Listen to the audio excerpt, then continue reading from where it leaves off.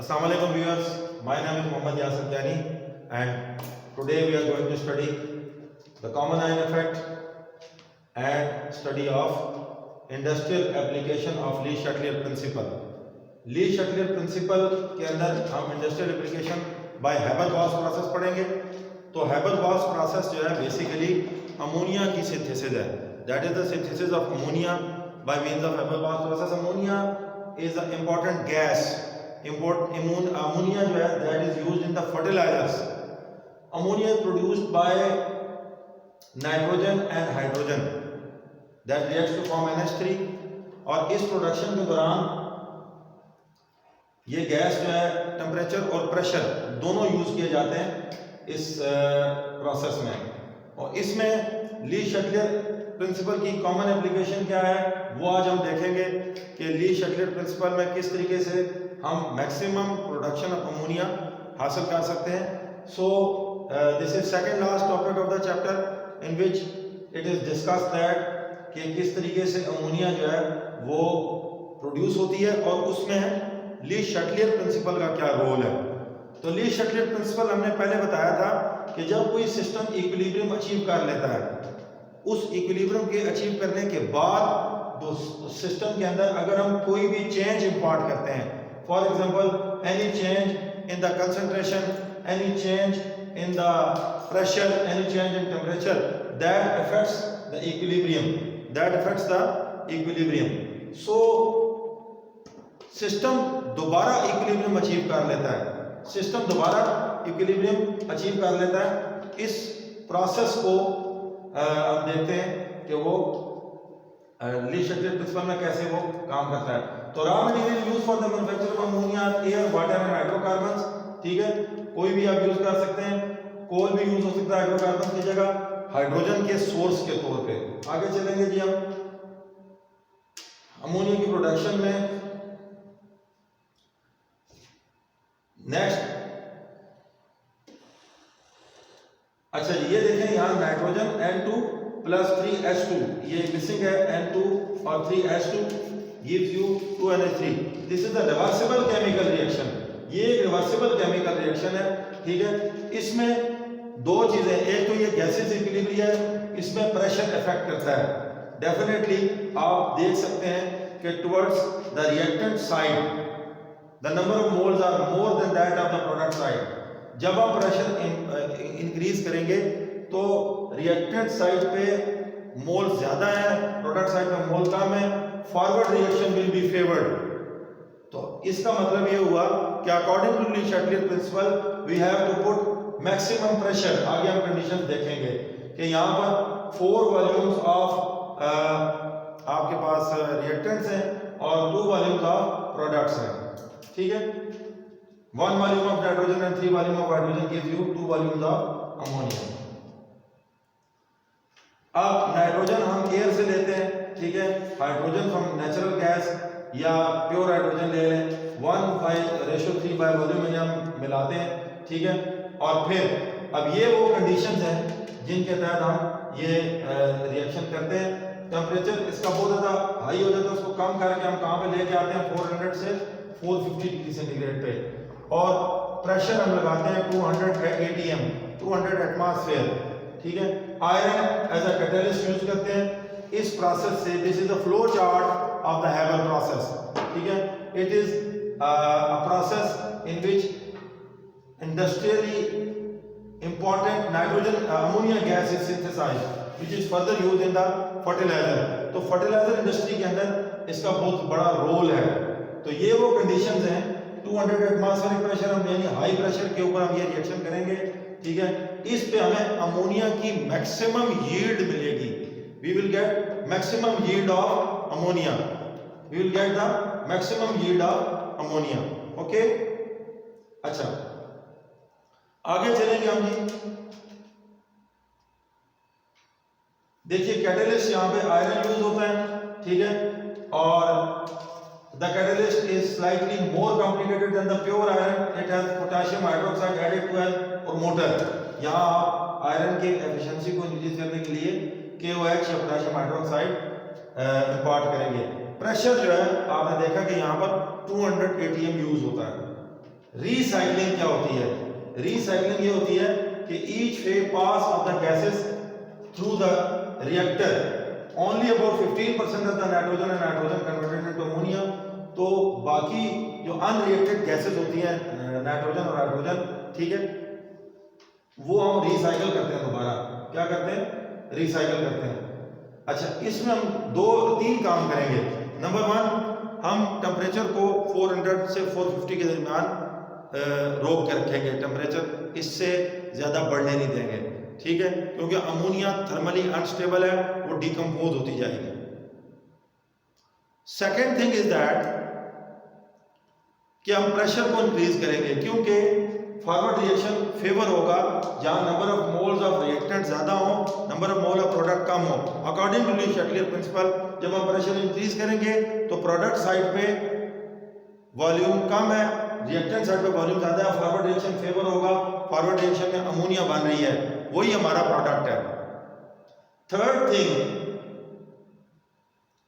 Continuous removal of ammonia. जो ammonia बनती जाएगी उसको हटाते जाएंगे। इससे क्या होगा? ये भी ली शैटलियर प्रिंसिपल का एक वो है, तरीकाकार है कि जिसमें we will remove the ammonia, तो प्रोडक्ट हम जब रिमूव करेंगे तो more product will be form by the system equilibrium achieve करने के लिए मजीद अमोनिया बनाता जाएगा। इसलिए हम कंटिन्यूअसली अमोनिया रिमूव करते जाएंगे।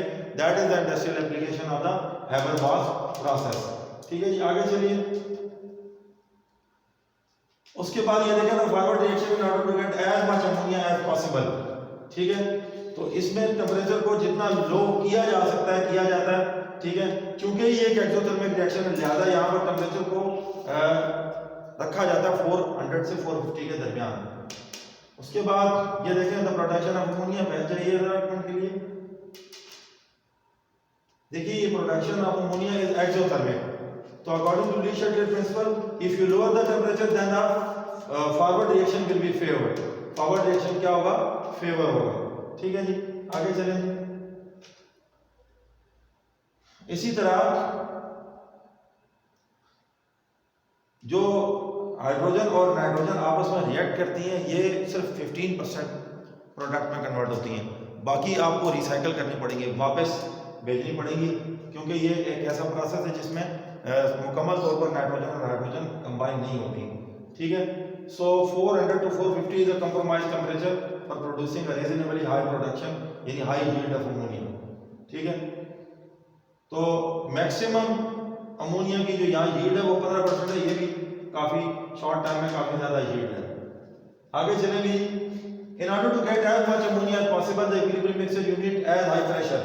प्रेशर अब यहाँ पर बहुत ज़्यादा प्रेशर जो है वो हम अप्लाई नहीं कर सकते, बिकॉज बहुत सारे टेक्निकल रीजंस होते हैं जिसकी वजह से हम बहुत ज़्यादा हाई प्रेशर यूज़ नहीं करते, कुछ सेफ्टी मेजर्स भी होते हैं। इसलिए यहाँ पर मैक्सिमम देखिए आप यहाँ पर N2 + H2, एक वॉल्यूम नाइट्रोजन का और 3 वॉल्यूम हाइड्रोजन के कंबाइन हो रहे हैं। मैंने आपको कल भी ली शैटलियर प्रिंसिपल पढ़ाते हुए बताया था कि अगर रिएक्टेंट साइड पे मोल ज़्यादा हो और प्रोडक्ट साइड पे मोल कम हो, तो ऐसी सूरत में प्रेशर इक्विलिब्रियम पे इफेक्ट करता है और फॉरवर्ड रिएक्शन को इंक्रीज करता है।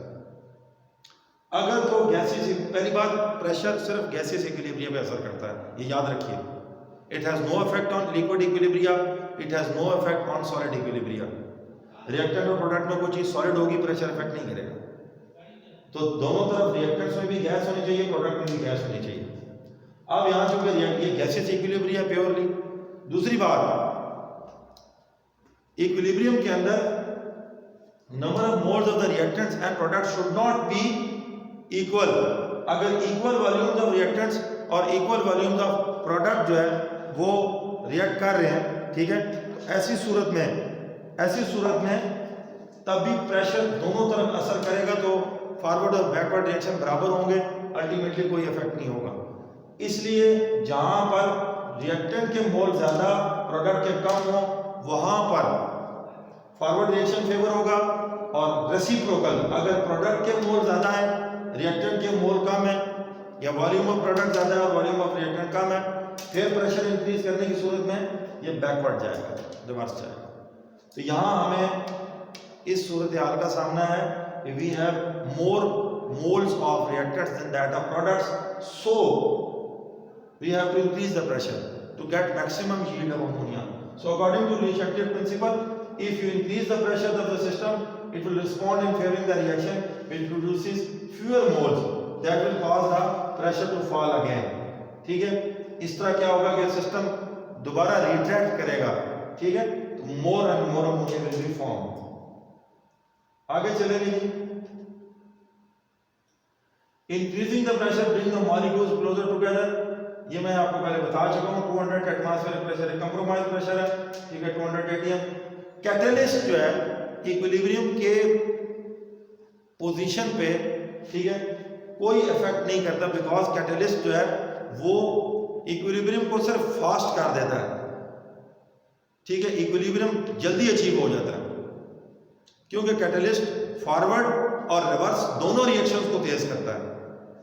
लिहाजा यहाँ कैटलिस्ट सिर्फ हम इसलिए यूज करते हैं ताकि रिएक्शन लेस टाइम में जो है वो हमें मोर प्रोडक्ट मिले. वरना इक्विलिब्रियम के ऊपर, इक्विलिब्रियम पोजीशन के ऊपर रिएक्टेड कैटलिस्ट का असर इसलिए नहीं होता कि इक्विलिब्रियम सिस्टम के अंदर कैटलिस्ट जो है वो फॉरवर्ड और रिवर्स दोनों रिएक्शंस को इनहांस करता है. It improves forward and backward reactions both at the same time and the same rate.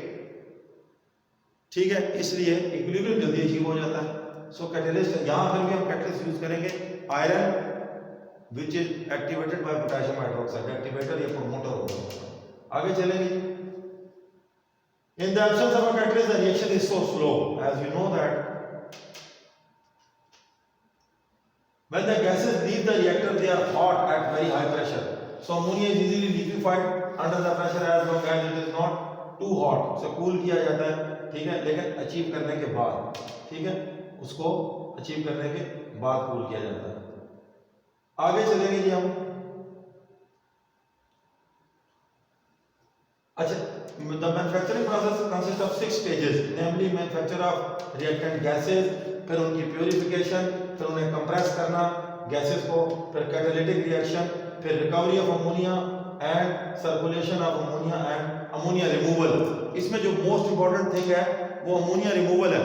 Ammonia once अगर बन जाती है तो 450 डिग्री सेंटीग्रेड पर वो ब्रेक डाउन हो सकती है उसकी बैक इनटू रिएक्टेंट्स.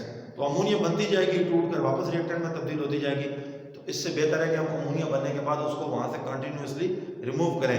तो 3-4 चीजें आप कर रहे होते हैं. प्रेशर आप इंक्रीज कर रहे होते हैं, टेम्परेचर आप डिक्रीज करने की कोशिश कर रहे होते हैं, और अमोनिया लगातार आप हटा रहे होते हैं वहां से. ये तीनों चीजें सिस्टम को मजबूर करती हैं कि वो मोर एंड मोर अमोनिया बनाए. इस तरह अमोनिया प्रिपेयर होती है. Hydrogen is obtained by conversion of hydrocarbon. ये कोई भी सोर्स आप यूज कर सकते हैं. मीथेन की आप थर्मल ब्रेकडाउन कर सकते हैं, जैसे यहाँ बताया गया है. ठीक है, तो हाइड्रोजन हासिल करने के बाद we have to react with the nitrogen. Nitrogen air के अंदर से ली जाती है.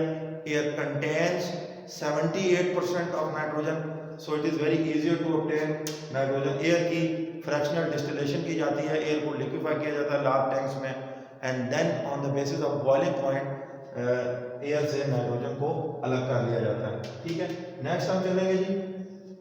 ये देखिए, सबसे पहले नेचुरल गैस, उसको डिकम्पोज किया जाएगा.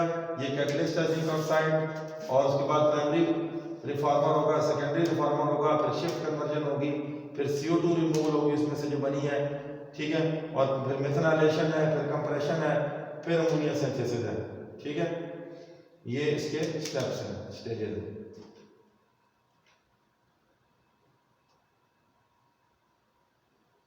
इसके अलावा हाइड्रोकार्बन जो फीड स्टॉक होता है जिससे आप लेते हैं, उसमें जैसे कोयला है, उससे अगर आप हाइड्रोकार्बन ले रहे हैं या कोई भी सोर्स है, उसमें hydrogen sulphide, carbon disulphide, carbon monosulphide, ठीक है, और कार्बन मोनोऑक्साइड, ये चीज़ें मौजूद होती हैं.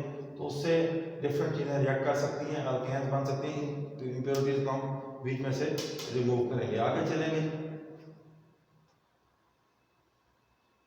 अच्छा, रिफॉर्मिंग बेसिकली प्रोसेस है of converting natural gas into hydrogen and carbon monoxide and carbon dioxide. ठीक है, तो दैट्स कॉल्ड एज रिफॉर्मिंग. ये उसके कंडीशन दिए हुए हैं मीथेन के.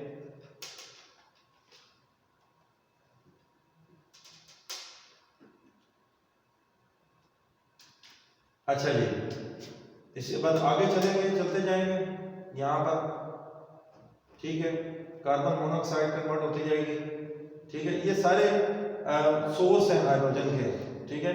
जिस तरीके से हम स्किप करेंगे इसमें, because that is not part of our syllabus.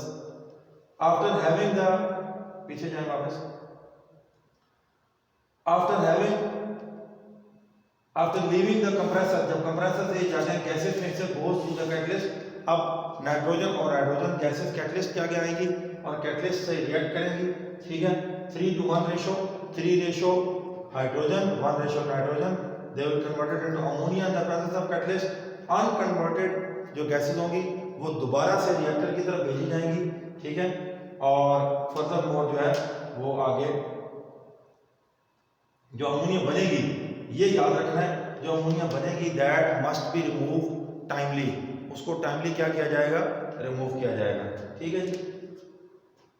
उसके बाद इसे क्या किया जाता है कि मैकेनिकल रेफ्रिजरेशन की जाती है, इसकी एब्जॉर्ब करने पर तो ठंडा किया जाता है। अमोनिया रूम टेम्परेचर पर आसानी से लिक्विफाई हो जाती है, ठीक है, और at the pressure of 100 atmosphere और ग्रेटर, और फिर ये एब्जॉर्ब भी हो जाती है और किसी लिक्विड में भी आप इसे एब्जॉर्ब कर सकते हैं। वाटर में इसकी सॉल्युबिलिटी बहुत तेज होती है। आगे चलेंगे, उसके बाद ये देखें, ये आपके पास एक फ्लो चार्ट है जिसमें स्टोरेज टैंक अमोनिया का जो है यहाँ से ये वेपर के जरिए इसको ट्रांसफ़र किया जाता है इसी तरह, या रिटेंशन वॉल वगैरह जहाँ यूज़र के लिए से यूज़ किया जाता है। तो अमोनिया यूज़ होती है मैन्युफैक्चर ऑफ यूरिया में, ठीक है। यूरिया यहाँ पे ये फार्मूला है यूरिया का, ठीक है। अगर आप यूरिया को देखें तो यूरिया इस तरह है, NH2C double bond O NH2, ये पहला बनाया जाने वाला ऑर्गेनिक कंपाउंड है, ठीक है। और ये बुनियादी तौर पर एक फर्टिलाइज़र है, खाद है, ठीक है। तो ये नाइट्रोजन, कार्बन और हाइड्रोजन पर मुश्तमिल और ऑक्सीजन पर मुश्तमिल है। कोई भी फर्टिलाइज़र आप जब यूज़ करते हैं उसकी एक NPK वैल्यू होती है, ठीक है। NPK नाइट्रोजन, फास्फोरस और पोटेशियम, ये 3 चीज़ें देनी होती हैं फर्टिलाइज़र के ज़रिए सॉइल को, और सॉइल के ज़रिए प्लांट को। देखा जाता है सॉइल को कि इसकी केमिस्ट्री की जाती है कि सॉइल के अंदर कौन कौन से केमिकल सब्सटेंसेस प्रेजेंट हैं, कौन कौन से नहीं हैं, उस हिसाब से फिर हम बनाते हैं। तो यूरिया सबसे ज़्यादा मैन्युफैक्चर की जाने वाली फर्टिलाइज़र है और most readily use fertiliser in the industrial chemistry है। आगे चलेंगे जी हम। Main use of ammonia include the manufacture of fertilisers, ammonium sulphate, di ammonium phosphate, urea, ठीक है। इसके अलावा अमोनिया के यूजेस नाइट्रिक एसिड सिंथेसिस में है, एक्सप्लोसिव्स में बहुत ज़्यादा यूज होती है, fibre, synthetic rubber, plastic, nylon वगैरह, और रेफ्रिजरेशन फॉर मेकिंग आइस, जो बर्फ़ की फैक्ट्री होती हैं जहाँ पर आइस ब्लॉक्स बनते हैं उनमें अमोनिया बहुत ज़्यादा यूज होती है, ठीक है। अमोनिया एक कमोडिटी केमिकल है, ठीक है, that is very much used, that's why इसकी जो फॉर्मेशन है वो दी गई है। हैवर्थ एक इंजीनियर था जिसने ये पहली बार अमोनिया इस तरीके से बनाई थी, सस्ते तरीके से, आसान तरीके से, ठीक है, और उसकी वजह से बड़ा इसका जो प्रोसेस है ये फेमस हुआ था, Haber Bosch process of manufacturing of ammonia. और इसमें ली शटलियर प्रिंसिपल का कितना रोल है वो देख लिया आपने कि ली शटलियर प्रिंसिपल इसके अंदर कैसे काम करता है और किस तरीके से ये ली शटलियर प्रिंसिपल जो है उसके अंदर हम प्रेशर को इंक्रीज करते हैं, सिस्टम रिट्रैक्ट करता है, वो डिक्रीज करने के लिए प्रेशर मजीद अमोनिया बना देता है, फिर हम टेम्परेचर को डिक्रीज करते हैं, सिस्टम मजीद अमोनिया बना के उस टेम्परेचर की कमी को पूरा करने की कोशिश करता है, ठीक है। इसी तरह हम अमोनिया रिमूव करते हैं, सिस्टम मजीद अमोनिया बना देता है। तो ये है ली शटलियर प्रिंसिपल की application in the Haber Bosch process. उम्मीद है आपको आज का लेक्चर पसंद आया होगा, और अगर आपने अभी तक मेरा चैनल सब्सक्राइब नहीं किया तो सब्सक्राइब कीजिए यासर कियानी एवरीथिंग यूट्यूब पे, और घंटी के बटन को ज़रूर दबाइए ताकि नई आने वाली वीडियो जो भी मुतल्लिक है वो आपको मिलती रहे। अपना बहुत सारा ख्याल रखिएगा, तब तक मुझे इजाज़त दीजिए। अल्लाह हाफिज़।